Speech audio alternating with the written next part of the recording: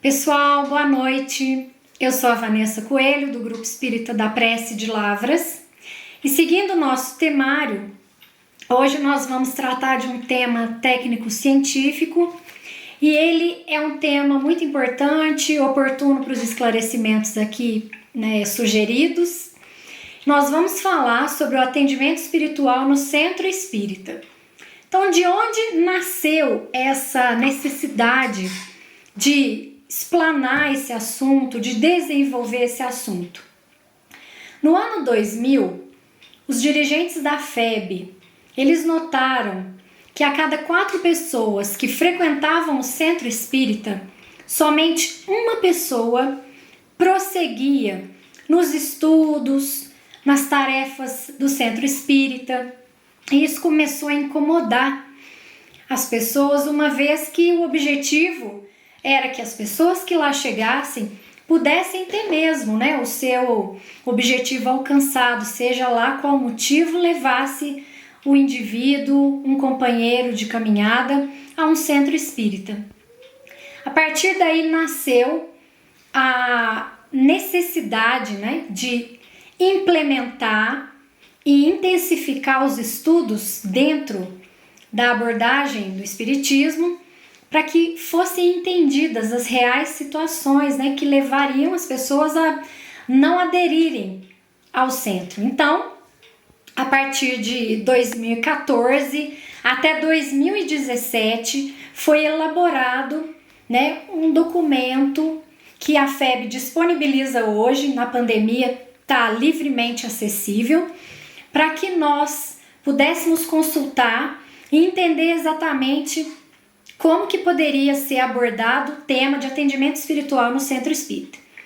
A saber, este atendimento espiritual implica na recepção dos companheiros que vão ao centro, o atendimento fraterno pelo diálogo, a explanação do Evangelho e a sua implantação no lar, a irradiação mental e o atendimento pelo passe. Então, brevemente eu vou falar sobre todos esses assuntos. O que baseou na fala de Jesus a necessidade de nós entendermos o porquê do atendimento espiritual? Jesus nos diz em Mateus capítulo 7, versículos de 7 a 11: Pedi e vos será dado, buscai e encontrareis. Batei e será aberto para vós. Pois todo aquele que pede, recebe, e aquele que busca, encontra. E ao que bate, será aberto. Qual dentre vós é o homem que, pedindo-lhe o pão a seu filho, lhe será dado uma pedra? Ou, pedindo-lhe peixe, lhe dará uma serpente? Portanto, se vós, sendo maus, saber dar boas dádivas aos vossos filhos, quanto mais o vosso Pai que está no céu dará boas coisas aos que lhe pedem. Então, baseado nesse versículo, nos versículos do Evangelho, nós vamos entender e implementar a fala de Jesus com uma argumentação de Kardec, que o buscais e achareis se assemelha a ajuda-te que o céu te ajudará. O princípio é o princípio da lei do trabalho. E a lei do trabalho, naturalmente, ela vai implementar, ela vai dar corpo à nossa lei do progresso.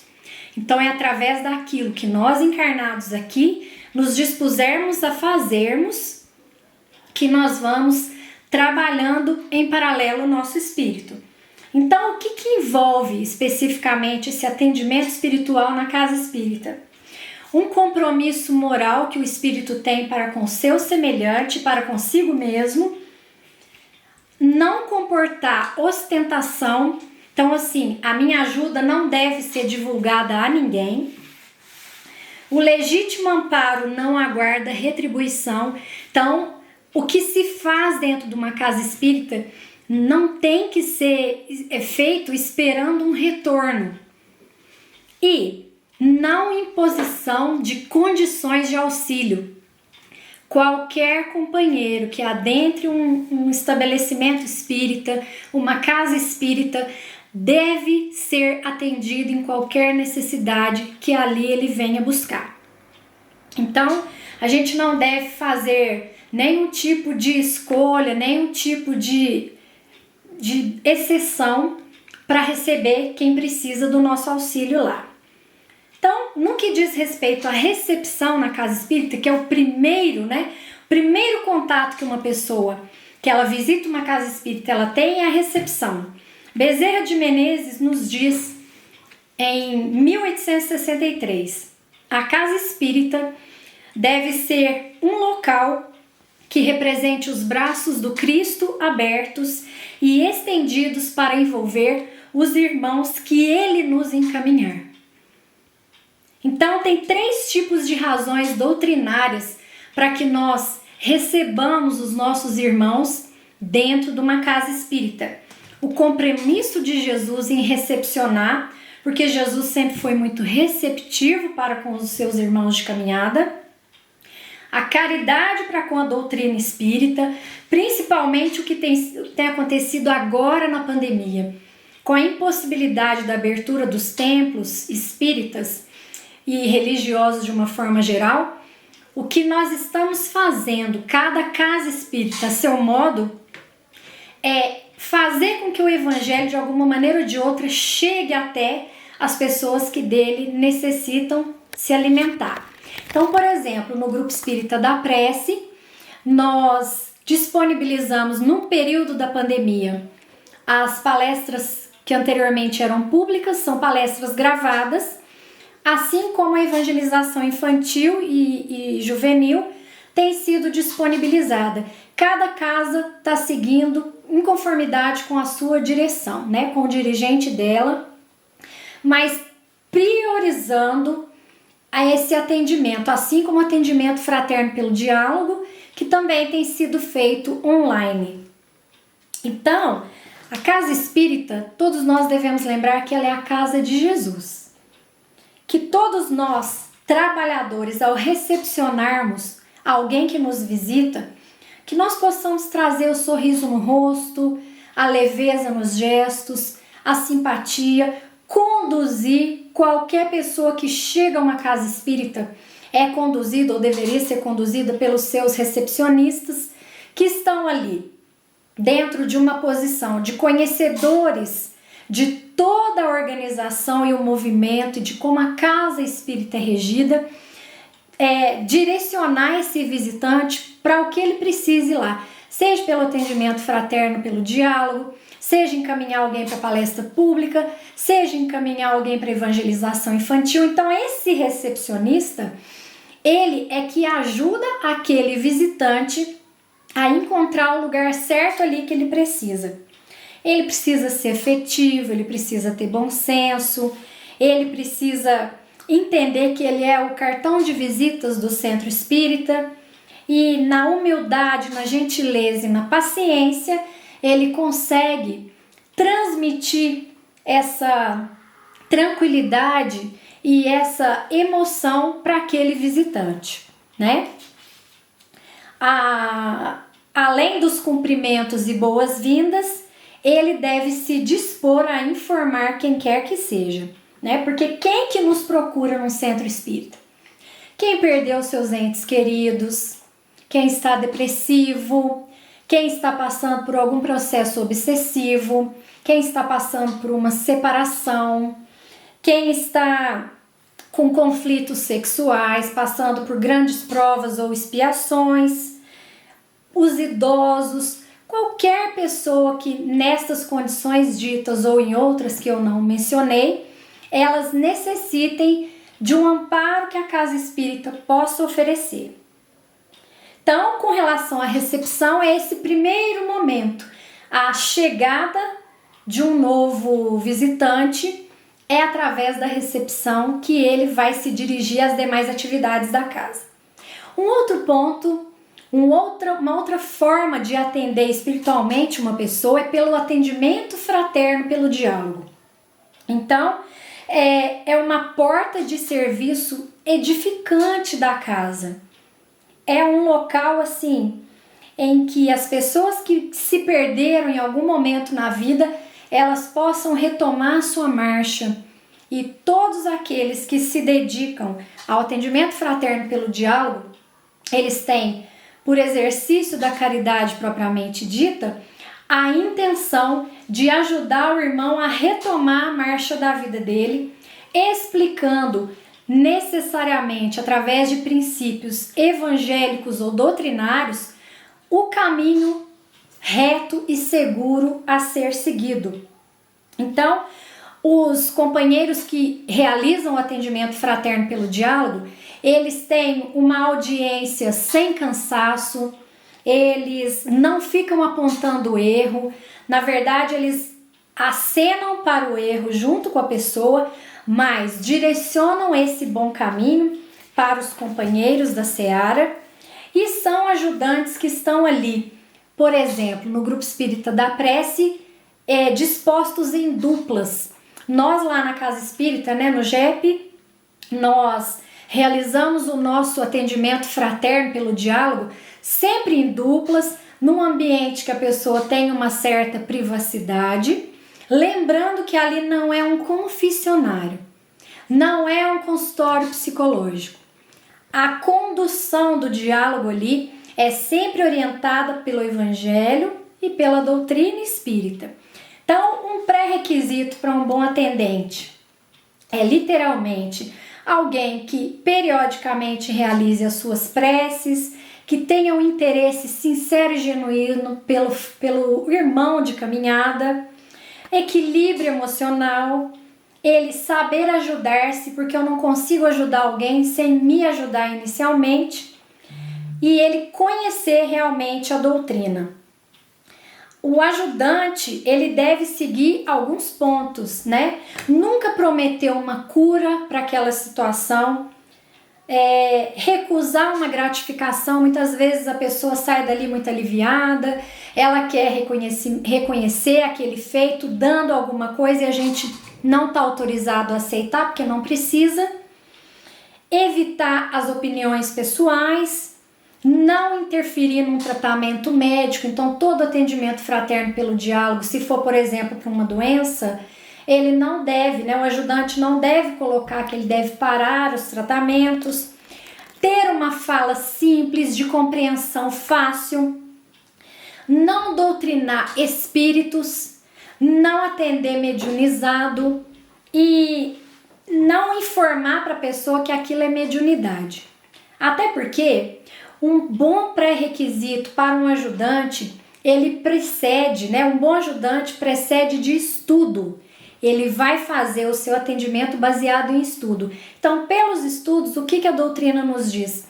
O atendimento fraterno pelo diálogo é para acolhimento, não é para tratar alguma coisa ali, Então, essa é uma forma da pessoa ser atendida, dela ser confortada, seja lá em qual situação ela esteja. Um outro ponto que a Casa Espírita se oferece para atender espiritualmente os seus frequentadores é através da explanação do Evangelho de Jesus. E como que se dá essa explanação? Através das palestras públicas. Então, nesse momento, depois que a pessoa foi recepcionada, ela é conduzida para o salão de palestras e ali existe uma ambiência preparada para que o palestrante, através de fluidos, através da preparação dele, possa explanar ou um tema evangélico ou um tema da doutrina espírita. Então, isso se dá de que forma? De uma forma pública, O GEP tem um jeito de fazer essa reunião. É sempre programado, Lá no caso, nós temos palestras às quartas e aos domingos, sempre no mesmo horário. E nós seguimos um ritualzinho, vamos dizer assim. Iniciamos com os nossos avisos, a casa recepciona, cumprimenta, dá os avisos, faz uma prece inicial, dá a palavra ao palestrante. Assim que o palestrante termina a sua explanação, ele encerra a palestra com uma prece final. Então, desta forma, publicamente, programadamente, a casa espírita, ela se coloca a serviço da doutrina do Cristo, da doutrina espírita, explanando através das suas palestras a mensagem do Cristo. Uma outra forma de a casa espírita auxiliar os irmãos de caminhada é através do Evangelho no lar. Então, o culto do Evangelho no lar é o resultado de estudos, é resultado de uma necessidade existente e disseminada há muitos anos, de que cada família, cada casa, ela escolha um momento oportuno para que se reúna em família aqueles membros e se debrucem sobre um estudo evangélico. Por isso que chama-se culto do Evangelho no lar. Então esse culto, ele é sempre feito da mesma maneira, no mesmo dia, seguindo um certo protocolo, né? Aqui eu vou relembrar com alguns de vocês o que está exposto na apostila da FEB como um roteiro para a execução do Evangelho no lar.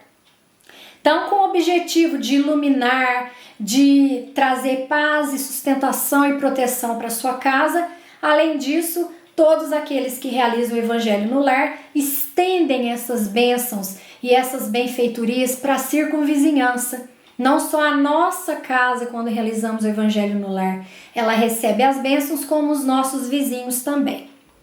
Então, a importância desse Evangelho no lar é para criar um hábito na família, para implantar a paz, higienizar esse lar, nos trazer amparo frente às dificuldades, elevar o padrão vibratório dos componentes da casa, e a seriedade do estudo, ela se faz assim visível, ela se faz notória, porque através do estudo evangélico o nosso espírito se educa e se moraliza. Então, o roteiro inicial descrito pela FEB é uma prece inicial simples, a leitura do Evangelho segundo o Espiritismo. Os comentários sobre essa passagem evangélica devem ser breves, curtos. A família, depois desse estudo evangélico, pode vibrar pela paz do lar, da rua, da cidade, do planeta, da humanidade. Aí, a partir disso, com essa vibração, ela pode estender, fazendo pedidos para aqueles a quem a família entende como necessitados no momento.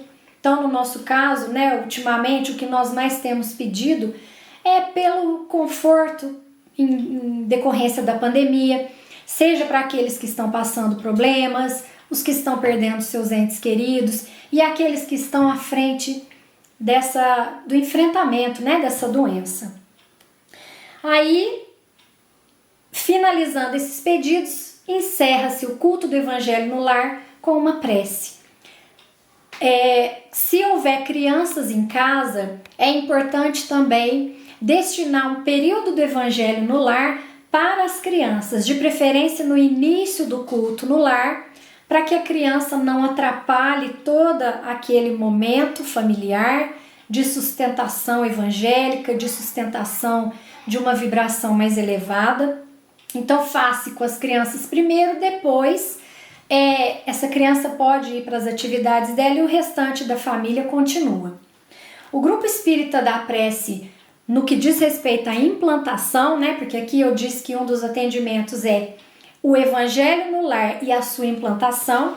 O GEP, na gestão anterior, ele se incumbiu de implantar no ano passado, num período importante do exercício do nosso ano, a implantação do Evangelho no lar a qualquer participante da casa espírita que tivesse interesse. Então foi montado um roteiro, um folheto entregue em duplas. Os trabalhadores da casa se dirigiam às casas dos frequentadores para acompanhá-los e ensiná-los a realizar o Evangelho com segurança, dentro daquilo que a doutrina ela nos coloca. Então esse é um exemplo nosso real do GEP que ocorreu e foi muito importante porque muitas casas receberam o amparo dos trabalhadores do Cristo, né? Que é importantíssimo, principalmente nos dias de hoje, nós realizarmos o Evangelho no lar. Um outro ponto conhecido de atendimento espiritual na casa espírita é a irradiação mental. Então aqui no Livro dos Espíritos, na questão 662, o que Kardec nos diz? Pode-se orar utilmente por outrem? O espírito daquele que ora age por sua vontade de fazer o bem. Pela prece, ele atrai para si os bons espíritos que se associam ao bem que quer fazer. Possuímos em nós mesmos, pelo pensamento e pela vontade, um poder de ação que se estende além dos limites da nossa esfera corporal. A prece por outros é um ato dessa vontade. Se ela é ardente e sincera, pode chamar em sua ajuda os bons espíritos, a fim de sugerir-lhe bons pensamentos, dar-lhe a força do corpo e da alma de que necessita. Mas aí ainda a prece do coração é tudo, a dos lábios não é nada. Então a irradiação mental é o quê? Transmissão fluídica, tá? Transmissão de fluidos espirituais à distância, né? Os nossos sentimentos e pensamentos, em conformidade com o que o Livro dos Espíritos nos fala, ele tem esse poder de ser irradiado a longas distâncias. Ou a gente faz isso buscando o acesso ao mesmo plano que nosso plano material, então a gente faz de encarnado para encarnado, ou a gente pode fazer essa irradiação mental de encarnado para desencarnados, portanto, para planos imateriais, para planos espirituais. E para os espíritos, essa ação do pensamento e da vontade é o que as nossas mãos significam para nós. O pensamento é a forma com que os espíritos veiculam ali a vontade, né, em serviço da humanidade. Esses fluidos e as forças magnéticas, psíquicas e espirituais estão submetidas às leis das proporções. Como foi lido aqui no Livro dos Espíritos, em conformidade com esse ato de boa vontade, existe na nossa boa ação a proximidade de bons espíritos. Então ali eles nos auxiliam, dando fluidos benfazejos, contribuindo para harmonizar com os fluidos do encarnado e essa misturinha ser irradiada para aqueles que estejam precisando, né? Essas tarefas de irradiações, elas podem ser unidas às demais tarefas de atendimento espiritual que a Casa Espírita propõe. Então a gente pode, em conjunto, né, os trabalhadores da casa, vibrar pela paz, pela harmonia do planeta, pelo bom trabalho dos trabalhadores encarnados do centro espírita e também dos desencarnados. E esse é o objetivo, de neutralizar as forças negativas que estão à nossa volta. Então, esse trabalho, ele funciona de uma forma privada. Então é um grupo seleto de trabalhadores que frequentam, eles são guiados por um coordenador e essa irradiação mental, ela não deve ter uma duração superior a 1 hora. E o grupo ali, através de uma prece, através de bons pensamentos, irradia, ela envia vibracionalmente boas energias para os companheiros ou para a nação, qualquer que esteja, qualquer pessoa ou situação que necessite desses fluidos. E o pré-requisito, sempre, vocês vão me escutar dizer aqui sempre, o tarefeiro, assistência espiritual na casa espírita, prescinde de estudo. O tarefeiro tem que estar em constante estudo, conhecimento doutrinário, evangélico, não deve ter vícios, fumo, cigarro, enfim. deve ser equilibrado emocionalmente para poder se desenvolver nessa atividade da irradiação mental. Então, um outro ponto também é desenvolver meditação, ser frequente nas preces, enfim, como nas demais atividades, isso se torna pré-requisitos, né?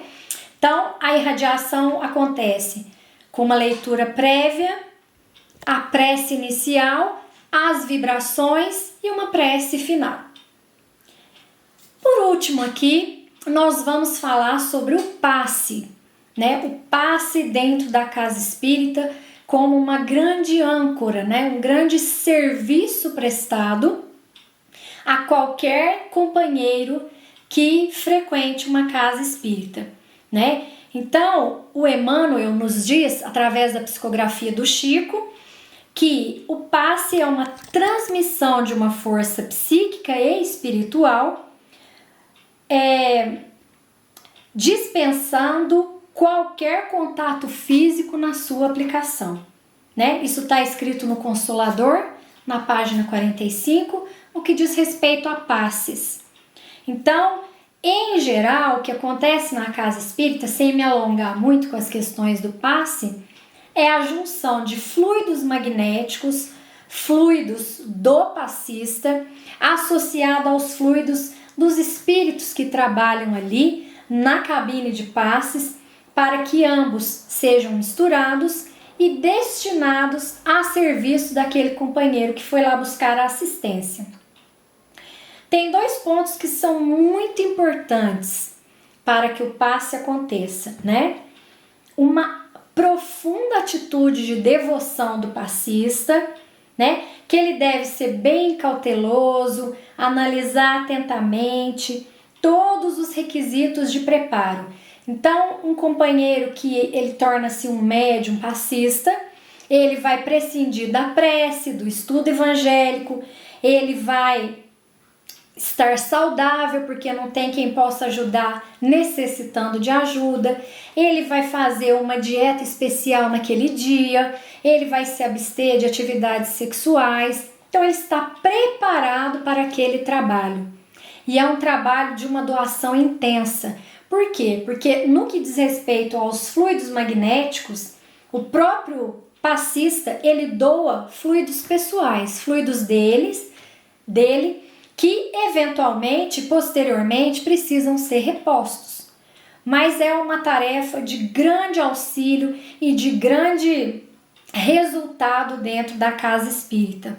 Então, no que diz respeito ao assistido, né? Ter uma atitude de fé e confiança.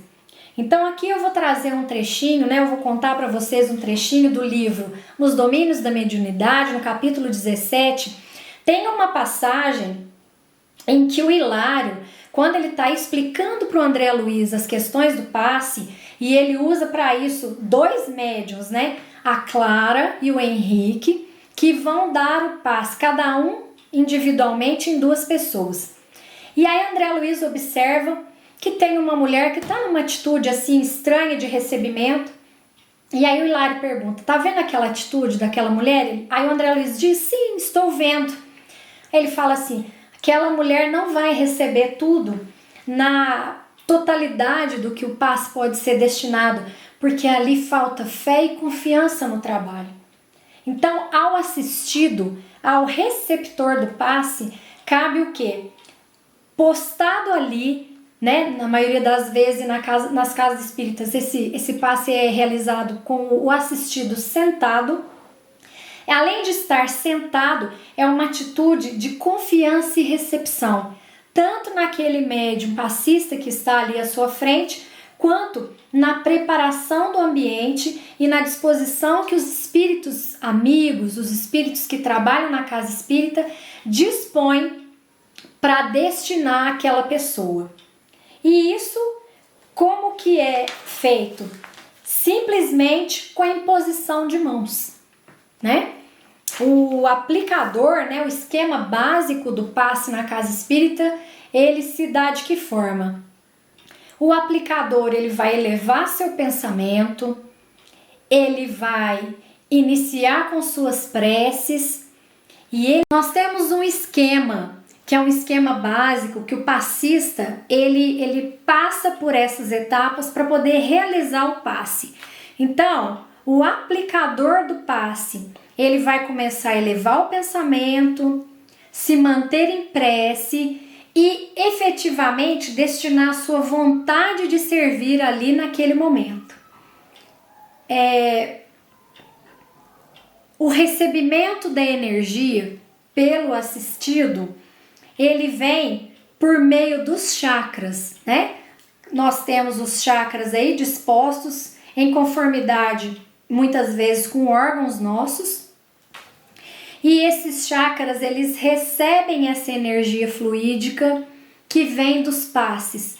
Por onde? Pelo chakra coronário.